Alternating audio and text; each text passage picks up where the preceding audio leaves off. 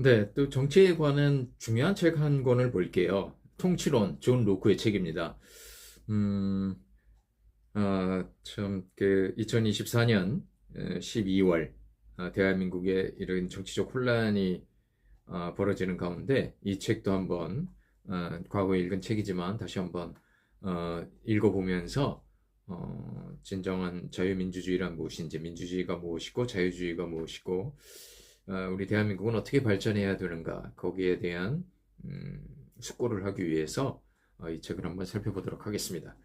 영국 명예혁명 이듬해인 1689년에 출간된 시민 정부의 참된 기원, 범위 및 그 목적에 관한 시론이 제목입니다.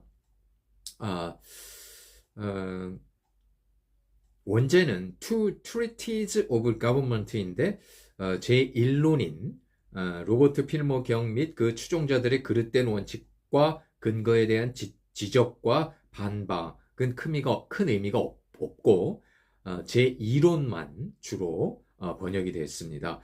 명예혁명을 옹호하고 다음 세기의 영국 정치를 지배하는 휘그당의 원칙을 정당화하기 위한 저술로 인식되다가 1950년대 피터 레슬리스 연구에 의해 명예혁명이 주된 동기가 아니고 왕을 포함한 토리파와 휘그파의 대립에서 휘그파 입장을 정당화하기 위한 저술로 의미가 바뀌었습니다. 1863년경 완성이 새 이론을 뒷받침하며 혁명에 대한 요구와 선동이 지필 동기이기는 하지만 이미 일어난 혁명에 대한 옹호는 아닌 셈입니다.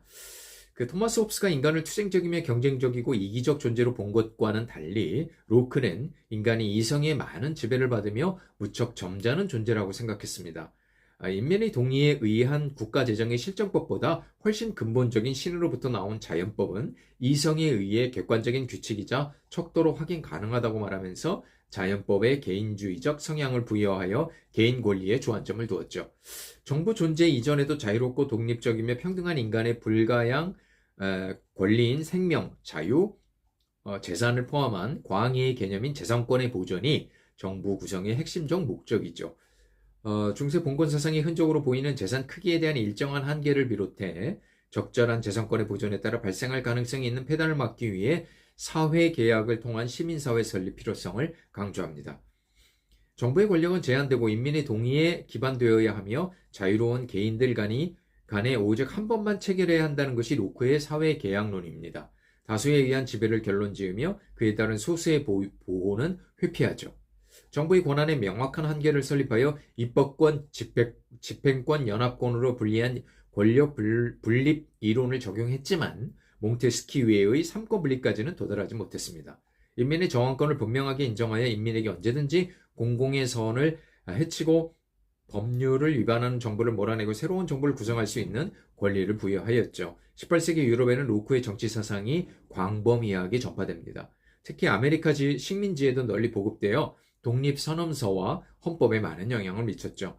데이비드 휴머의 신랄한 비판 등 로크 사상에 많은 결함이 있는 것은 사실이지만 영미식 자유주의의 정수뿐만 아니라 자유를 위한 영국민들의 투쟁을 정제한 것이라고 번역자는 말합니다. 통치론은 서론을 시작하여 총 19장으로 구성되었습니다. 서론에는 왕권 신수설의 부정과 정치 권력이란 법률을 제정하고 재산 규제와 보전을 목적으로 하고 국가를 방어하기 위한 무력을 사용하며 공공선을 위해 존재한다고 설명합니다. 자연 상태는 자연법 아래의 완전한 자유와 평등의 상태, 처벌권과 손해배상 권리의 부여를 말하는데 방종의 상태는 아니죠. 소유권은 자연에 부여한 것에 인간의 노동을 섞고 소유물로 만든 것으로 상하지 않고 보관할 수단으로 화폐를 사용하므로 불평등한 사유재산이 발생하게 됩니다.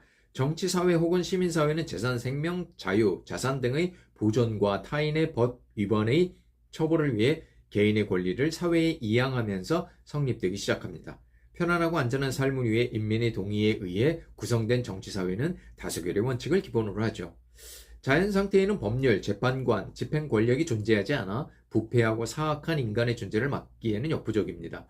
인민의 평화와 안전 및 공공선을 위해서 정치사회와 정부가 탄생하죠. 생명 보존과 재산권 실행의 권한을 사회에 이양하는 것은 자신의 재산을 더 잘 보존하려는 의도입니다. 입법권과 행정권을 분리하는 것은 보다 효율적인 정부의 운영을 돕는데 최고 권력을 입법권에 두느냐에 따라 민주정, 과두정, 군주정은 다시 세습, 선거로 나뉘죠. 혼합정 등으로 정부 형태가 나뉩니다. 입법권은 국가 기본 설정법으로 최고 권력이며 사회 모든 구성원이 자신들의 결합된 권력을 입법자에게 양도한 것이죠. 상시적 기관은 아니며 집행권과 연합관을 종속시킵니다. 입법부의 폐지나 변경의 권력은 인민에게 있으며 정부가 해체되면 입법권은 즉시 인민에게 되돌려집니다. 행정부의 최고 1인자는 최고 집행자이며 법률에 종속되죠. 입법부는 행정부의 잘못된 행정에 대해 처벌할 수 있으며 즉각 집행권을 회수할 수 있습니다. 만약 집행권이 거부된다면 입법권은 물론 인민의 저항을 받을 수 있고 권력 자체가 거부될 수 있죠. 행정권에게 입법부 회의 수집과 해산의 특권이 있지만 그렇다고 입법부의 우위가 무시되지 않습니다. 행정권은 반드시 법률에 의해 집행되어야 하지만 법률의 지시가 없거나 위반하면서까지 공공선을 위한 재량을 펼칠 권한이 있는데 그것을 대권이라고 합니다. 법률이 규정할 수 없는 것이나 엄격한 준수로 오히려 피해를 끼치는 경우에는 공공선과 공익에 따라 행정권의 적절한 조치가 필요하기 때문이죠.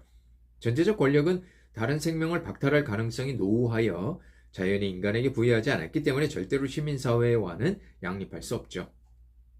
국가 간 전쟁에 의해 정복되었을 경우 정복자는 피정복자에 대한 절대적 권한을 갖기는 하지만 그들의 소유물까지 차지할 권리는 없으며 마땅한 전쟁에 대한 배상을 받아낼 수는 있습니다. 로크는 마지막 장인 정부의 해체에 대해서는 여러 가지 예시를 들며 비교적 상세히 설명합니다. 외국으로부터 정복당했을 때 군주나 입법권 스스로에 의한 입법부의 해체, 법률 집행이 불가능할 정도의 최고 집행권자의 방기, 불법적인 입법부의 행태 등에 의해 정부는 해체될 수 있죠. 입법부의 해체가 우려되는 시점에도 인민은 새로운 입법부 구성을 준비할 수 있고 입법부가 해체되면 즉시 권력은 인민에게 복원되며 인민은 새로운 입법부의 창립을 서둘러야 합니다. 행정권과 일부 인민 사이의 분쟁이 발생한다면 재판관은 전체 인민이죠. 인민은 사회 계약에 의해 정치 권력을 입법부에 양도하였고 입법부가 실정을 하면 인민은 권력을 회수하여 새로운 정부를 얼마든지 구성할 수 있는 것처럼 모든 권력과 결정권은 인민에게 있는 것입니다. 인민의 복지가 최고의 법이다 라는 말은 통치의 가장 정당하고 기본적 원칙이라고 하네요. 영국의 민주주의뿐만 아니라 미국의 민주주의가 확립되는 데는 로크의 정치 사상이 어마어마한 영향을 끼쳤습니다. 그의 사상을 바탕으로 자유롭고 평등한 영국의 종교적 이유에 의한 이민자들은 새로운 땅에서 놀라운 제국을 건설했죠. 모두가 자유롭고 평등한 처지에서 자연이 허락한 혹은 허락하지 않는 범위까지도 자신들의 꿈과 야망을 거침없이 펼쳐나갔습니다. 막연한 이상과 관념이 아닌 분명하고도 확실하면서 성문화된 지식은 삶의 목표와 삶을 살아가는 행동 방식이 되어 생각한 대로 이루어지는 기적을 보편적 상식처럼 이루어냈습니다. 서양의 민주주의가 공화 정신이 만들어진 바탕에는 글의 힘이 얼마나 큰 역할을 하고 있는지 체감할 수 있습니다. 글로 만들어진 지식이 인간 정신의 발전을 도모하고 역사 발전의 물줄기를 유도하네요. 말과 글에 대한 끊임없는 논쟁, 역사를 제대로 이끌어 나가는 원동력입니다. 자, 오래된 책이죠. 존 로크의 통치론 1689년에 출간됐으니까 얼마나 오래됐습니까? 하지만 2024년 오늘날에도 충분히 읽어볼 만한 책이고 역시 이렇게 깊은 사고를 하려면 많은 글과 많은 이런 책이 필요하다고 생각합니다. 여러분들은 뭐 그렇게 생각하시지 않을지도 모르겠지만 어찌됐든 2024년 대한민국의 엄중한 현실을 바라보면서 정말 오래된 책, 민주주의에 대한 관련된 책, 또 민주정부에 관련된 책, 그런 책인 존 로크의 통치론을 한번 살펴보았습니다.